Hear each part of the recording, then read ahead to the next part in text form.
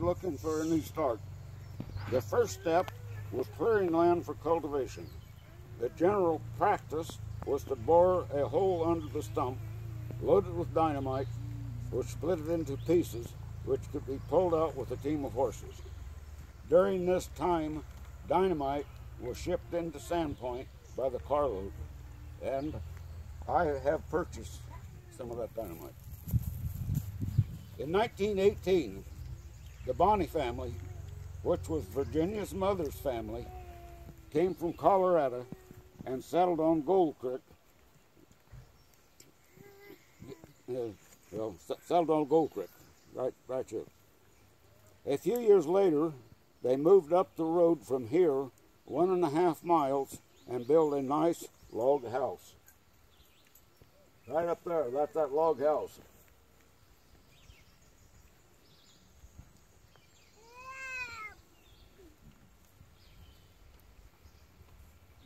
Yeah, I lost my place, but I'll find it.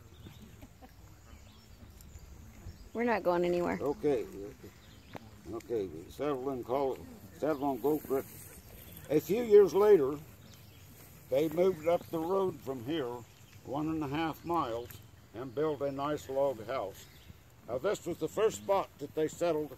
That's the house that was under construction when the Bonnies was trying to make a building site here.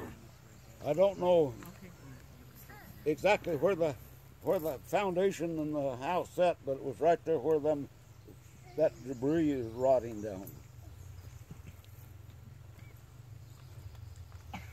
In 1926, the Hawthorne family, which was Virginia's father's family, came from South Dakota and settled next to the Bonnies.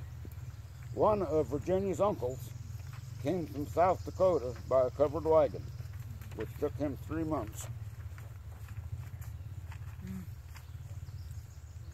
My folks, I always considered myself a Johnny-come-lately to the settling, clearing, making this area home.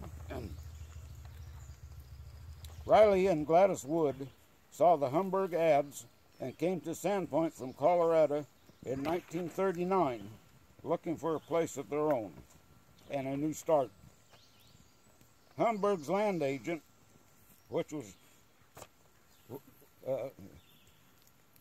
Humburg's land agent had kept taking them south of town, but they didn't see anything they liked and were ready to go back to Colorado. South of town is jack pine gravelly country, horse oil. Dad couldn't see anything that he was interested in.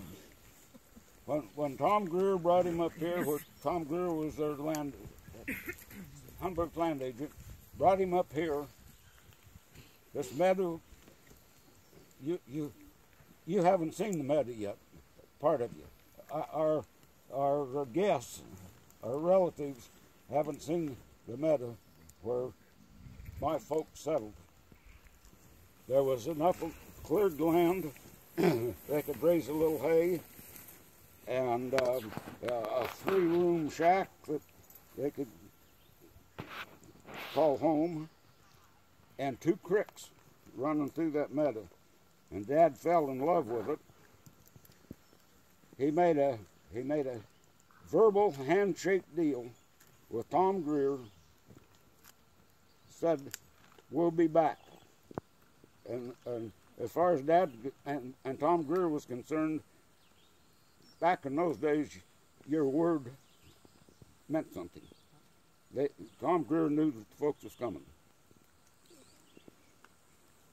They made a handshake deal with the land agent, went back to Colorado, had a farm sale, loaded up the family, and arrived on Gold Creek February of 1940 with 2 feet of snow on the ground, and the roads hadn't been plowed.